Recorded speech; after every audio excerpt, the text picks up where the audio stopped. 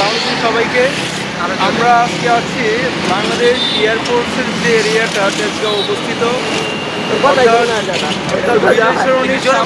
আর কি। এখানে অনেক তো এআই কতটা দ্রুত গতিতে এগিয়ে যাচ্ছে তা আমাদের কল্পনা জগৎকে কিন্তু হার মানাচ্ছে।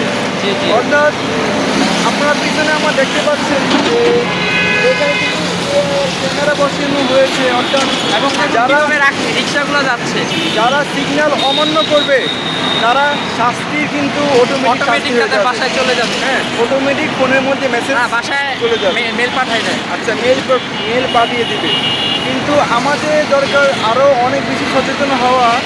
আমরা যারা সাধারণ আমরা না, মানে যারা হচ্ছে সাধারণ ড্রাইভার, তাদের জন্য কিন্তু অনেক ভোগান্তি, অবশ্যই ভোগান্তি। তারা নতুন এই বিষয়টা তেমন তারা জানে না, তাদেরকে খাপ খাইয়ে নিতে হবে, নাহলে তো দেশ উন্নত হবে না। এটা আস্তে আস্তে আমি মনে করি উন্নতির পথে যাবে এবং আমরা সাধারণ মানুষজন থেকে শুরু করে সবাই সচেতন আমরা হব। দেখতে পারি আমাদের জীবন যেমন ব্যাম্বো, এখানেও তেমন ব্যাম্বো।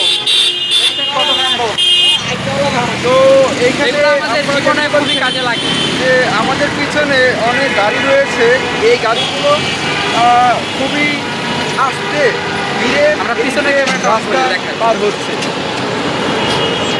এ হচ্ছে এনভায়রনমেন্ট, ঠিক আছে? এ হচ্ছে এনভায়রনমেন্ট গাড়ি, এই যে হচ্ছে রেড লাইট, আর এখানে হচ্ছে তো আমরা এই বিষয় থেকে অনেক কিছু বুঝতে পারছি যে এখানে কোনো ট্রাফিকের প্রয়োজন নেই।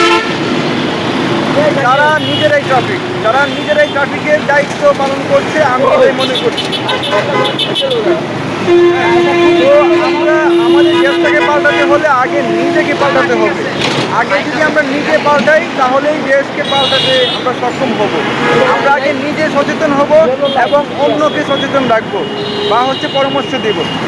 এই আজকের ভিডিও। সুস্থ থাকুন, ভালো থাকুন, ভালো থাকুন। logeachi.com। ঠিক আছে, সবাই সচেতন থাকবেন এবং সবাইকে ভালো পরামর্শ দিবেন এবং ট্রাফিক রুলস মেনে চলবেন।